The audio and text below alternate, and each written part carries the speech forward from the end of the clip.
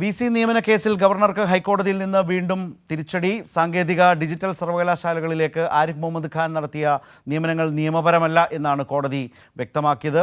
സിസ തോമസിലെ വിധി ഗവർണർ പാലിക്കണം എന്നാണ് ഹൈക്കോടതി വ്യക്തമാക്കിയത്. സാങ്കേതിക സർവകലാശാലയിൽ അനാവശ്യ ഇടപെടൽ എന്ന വാർത്ത വസ്തുതാവിരുദ്ധമെന്ന് സർക്കാർ. മുൻ സിൻഡിക്കേറ്റ് അംഗത്തിൻ്റെ PhD അഡ്മിഷന് എതിരായ അന്വേഷണത്തിലായിരുന്നു വിശദീകരണം. സർവകലാശാല നിയമ ലംഘനങ്ങൾ പരാതിയായി വന്നാൽ അന്വേഷിക്കാൻ സർക്കാരിന് അവകാശം ഉണ്ടെന്നിരിക്കെയാണ് തെറ്റായ പ്രചാരണം.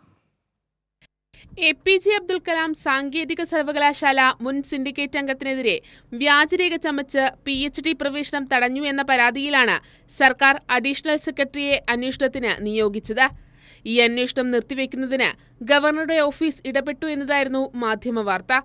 പുതിയ സർവകലാശാല നിയമത്തിന്റെ അടിസ്ഥാനത്തിലാണ് അന്വേഷണമെന്നായിരുന്നു പരാതി.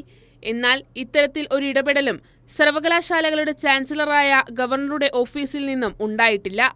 സാധാരണഗതിയിൽ ചീഫ് സെക്രട്ടറി മുഖേന സർക്കാരിന് കത്തയക്കുകയാണ് ചാൻസലർ ചെയ്യേണ്ടത്. അത്തരമൊരു ഇടപെടൽ ചാൻസലറുടെ ഭാഗത്തു നിന്ന് ഉണ്ടായിട്ടില്ല. വിഷയവുമായി ബന്ധപ്പെട്ട് വ്യാജ കത്തുകൾ തയ്യാറാക്കി നൽകിയ IP അഡ്രസ് കേന്ദ്രീകരിച്ചുള്ള അന്വേഷണം അന്തിമഘട്ടത്തിലാണ്. ഇതിന്റെ കൂടി അടിസ്ഥാനത്തിലാണ് സർക്കാർ അന്വേഷണം. വ്യാജരേഖകൾ ചമയ്ക്കുന്നതായി ബോധ്യപ്പെട്ട സാഹചര്യത്തിൽ വിശദമായ പോലീസ് അന്വേഷണത്തിലേക്കും സർക്കാർ കടക്കും. 2015 കേരള നിയമസഭ പാസാക്കിയ സർവകലാശാല നിയമപ്രകാരം സർവകലാശാലയുടെ നിയമലംഘനങ്ങൾ പരാതിയായി സർക്കാരിന് ലഭിച്ചാൽ അന്വേഷണം നടത്താൻ അധികാരമുണ്ട്.